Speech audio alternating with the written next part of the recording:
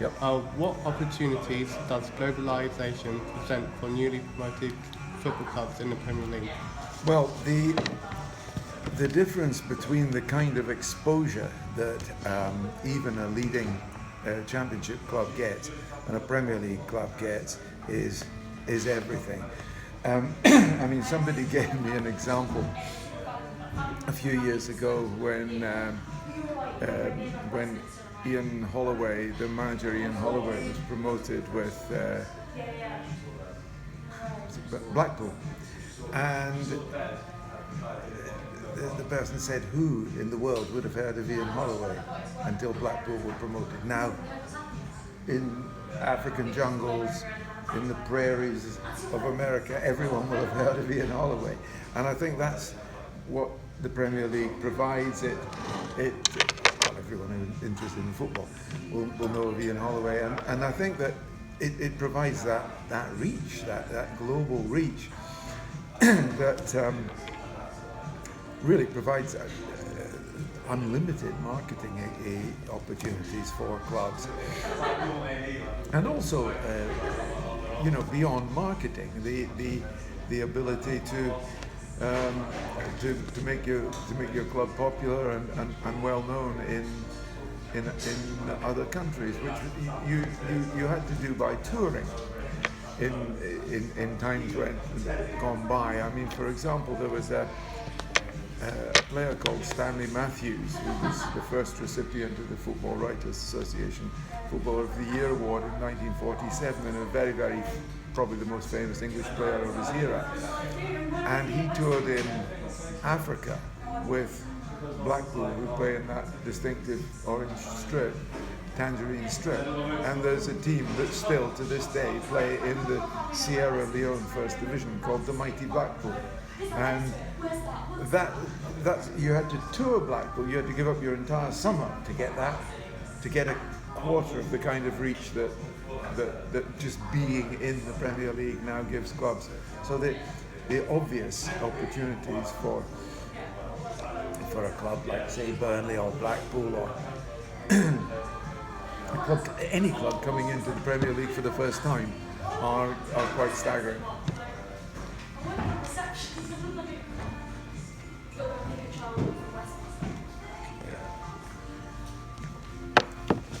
What are the potential problems arising from globalisation for these newly promoted? Yes, well, the problem is that let's say, for example, we're looking at it from the point of view of Middlesbrough, who arrived in the Premier League from the Championship after one near miss this season. Now they're coming into the Premier League for the first time in a while, and so it's great. The trouble is, it's great for all the others as well. And the risk you have is of being swamped by the big six clubs. You know, the two Manchester clubs, the two the two North London clubs, and Liverpool and Chelsea. So you have to somehow find a way of closing that gap so that you don't become still poor in terms of your reach compared with them. So there are various ways of attempting it. The easy one, the obvious one, is to sign a player from a country with a large population, buy a Chinese player, buy a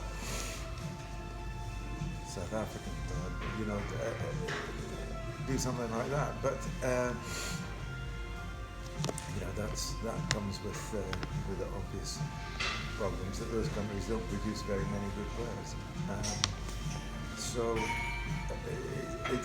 it's up to you to find other ways of making use of that global audience.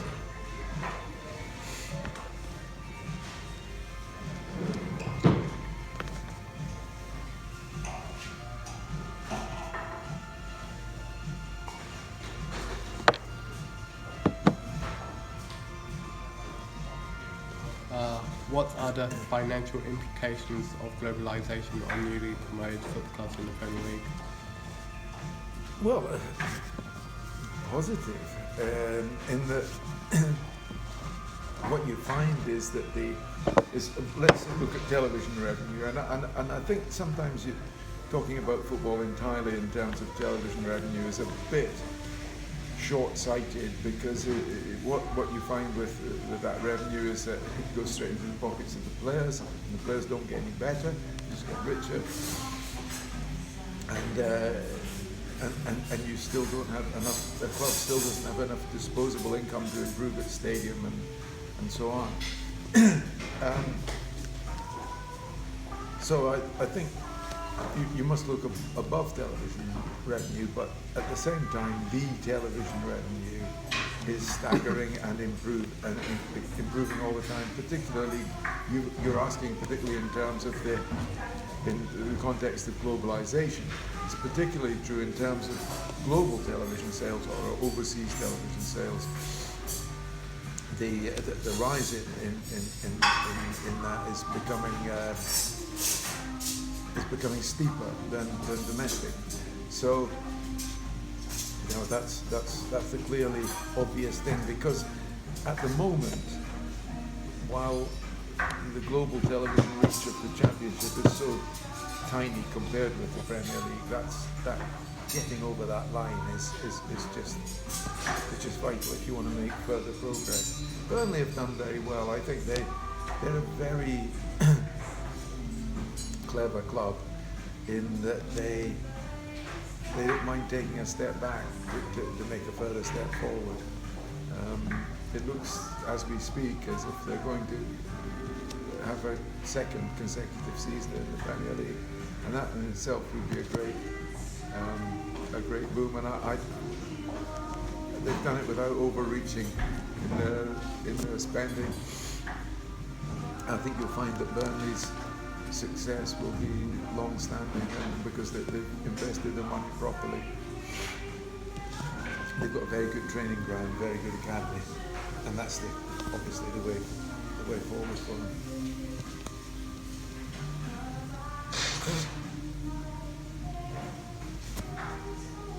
And Swansea are another club actually who in global terms, they've progressed far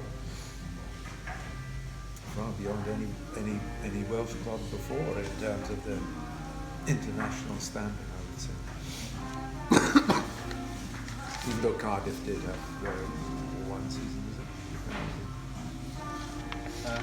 How can newly promoted football clubs such as Burnley, Middlesbrough and Hull become more attractive to